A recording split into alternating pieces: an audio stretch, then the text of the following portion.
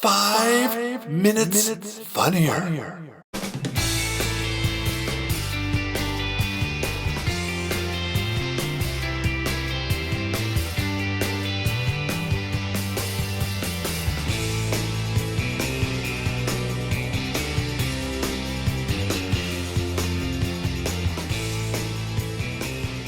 Hi, and welcome to 5 Minutes Funnier. I'm your host, Jimmy England, here to give you some new tricks, tips, and hacks to help you be funnier on stage, or on stage when you're making a speech, or on stage when you're being a stand-up comedian, or just about anywhere else you are in your life.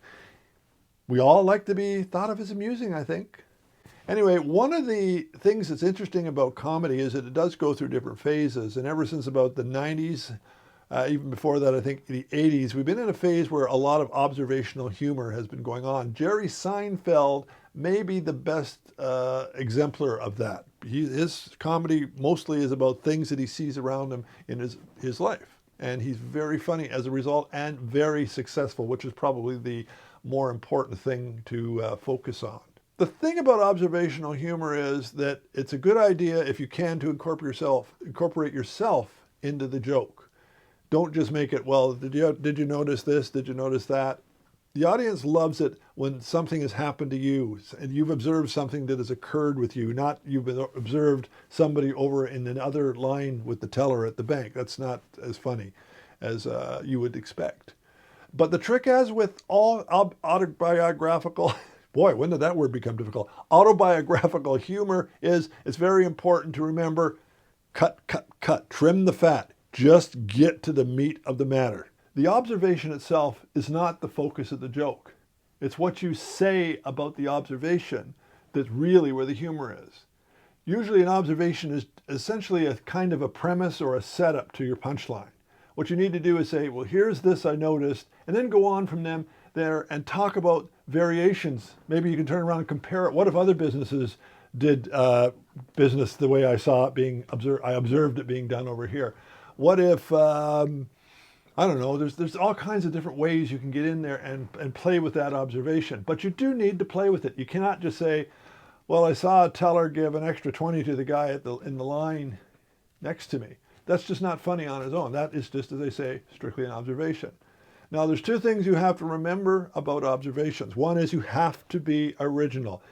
It has to be an observation that nobody has really necessarily seen before. That's where you're going to get a lot of play.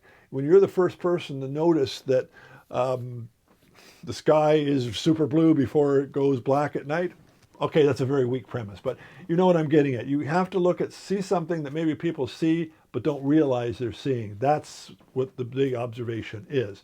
What you don't want to get yourself trapped into is starting to talk about, oh, what it's like to fly, how terrible it is. Oh, how they pack us in. Oh, how hospital food is really blah. How police officers like donuts. Those are cliches. And quite frankly, if you try to make an act out of them, you're going to be pretty disappointed in the results. So you must be original, and it must be an observation that somebody else hasn't really noticed before, or at least it's not in conversation all the time. The point here is to remember that the observation on its own is not the joke. It may get a laugh, and sometimes it will, but more likely than not, it's the jumping off point for where you go from the observation that's important. So don't just observe. Tell us what makes that observation funny. Then you got yourself an act. We'll be back next time with 5 Minutes Funnier. I'm Jimmy England. Stay funny, everybody.